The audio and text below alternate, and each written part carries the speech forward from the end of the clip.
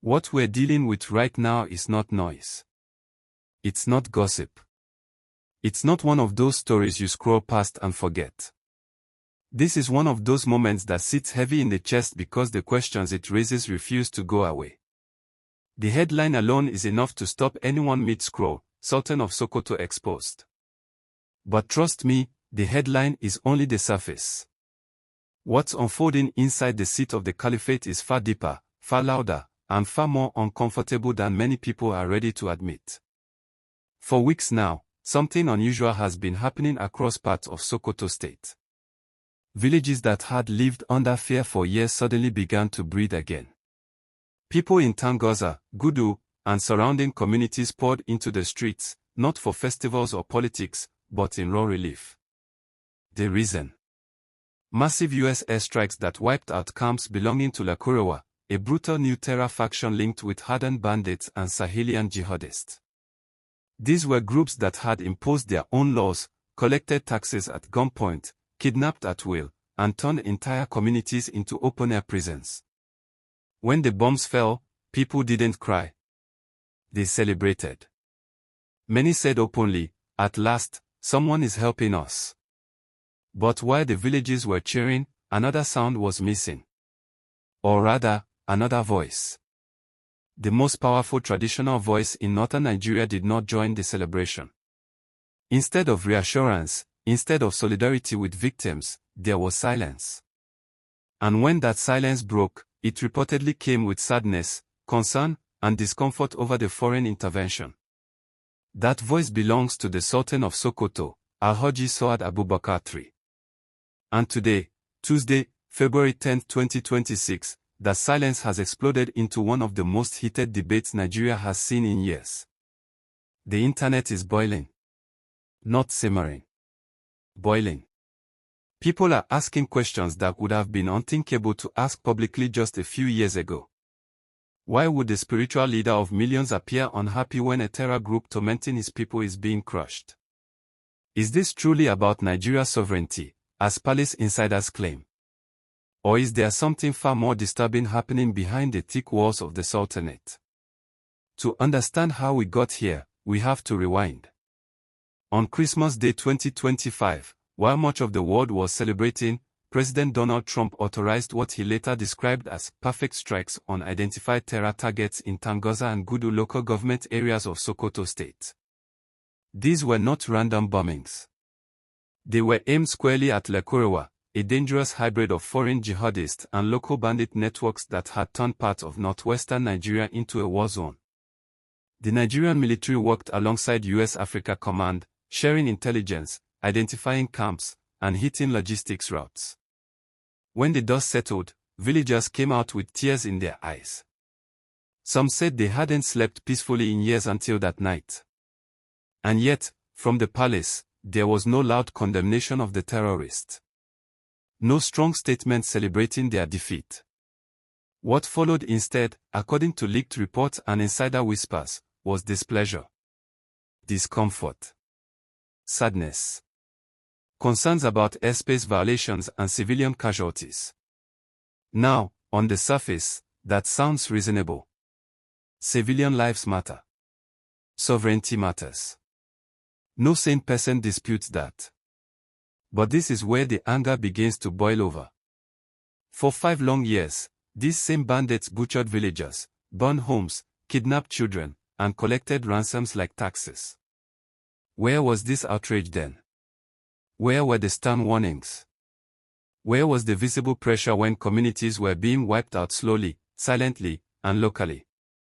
This is the dangerous question Nigerians are asking out loud now. Why does the palace seem to find its voice only when the bandits are losing? When bandits attack, we hear prayers. When bandits kidnap, we hear calls for peace. When bandits are bombed, suddenly we hear complaints. That pattern has lit a fire, especially among angry young people in the north who feel abandoned by both politicians and traditional institutions.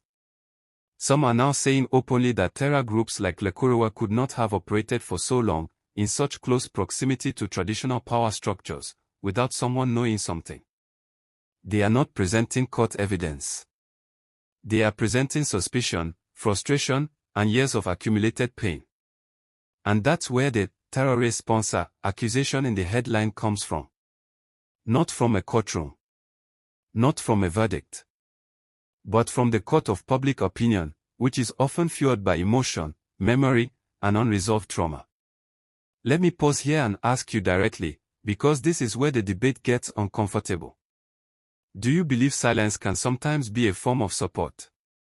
Or do you believe the Sultan is genuinely trying to protect his people from foreign overreach and future consequences? These are not easy questions, and anyone pretending they are is lying. Drop your honest thoughts in the comments. No insults. No fear. Just truth. Now, let's go back to the facts on the ground, because facts still matter. Just yesterday, February 9th, the Nigerian Military High Command released confirmation that these airstrikes were intelligence-driven, not reckless.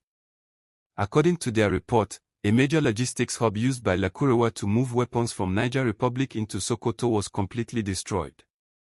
This wasn't just about killing fighters. It was about cutting off supply lines, choking funding routes, and weakening their ability to regroup. So here's the tension. If this operation crippled a terror network that had terrorized Sokoto communities for years, why would anyone with the people's interest at heart appear unhappy? At the same time, a new wave of bloodshed has followed. On February 6th, barely days after the strikes, more than 160 people were massacred in Wire village in neighboring Kebbi State. Security analysts say this bears all the signs of a reprisal attack. Revenge. A wounded animal lashing out. And that fact changes the equation. Because if the bandits are retaliating this brutally, it means the strikes hurt them badly. And if they are hurting, many are asking why the loudest traditional chair is missing. Another theory is now spreading fast, whispered in markets and shouted online. What if the fear is not about sovereignty, but exposure? What if captured commanders start talking? If Lakurawa leaders are taken alive by Nigerian Special Forces or US Marines, who might they name? Who might they implicate? Is the silence from the palace the silence of caution, or the silence of fear? Governor Ahmad Aliyu of Sokoto State has tried to balance on a thin wire, backing federal military action while maintaining respect for the Sultan. But the people are no longer patient. Diplomacy doesn't stop bullets. Protocol doesn't stop kidnappings. And prayers alone haven't stopped mass graves. Right now, many Sokoto residents believe their safety is coming from the sky, not the palace.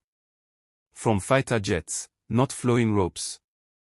And that belief, whether fair or not, is reshaping how traditional authority is viewed in the north. Let this be clear, this is not a legal judgment. No court has ruled. No charges have been filed. But public opinion is relentless, and it does not wait for verdicts.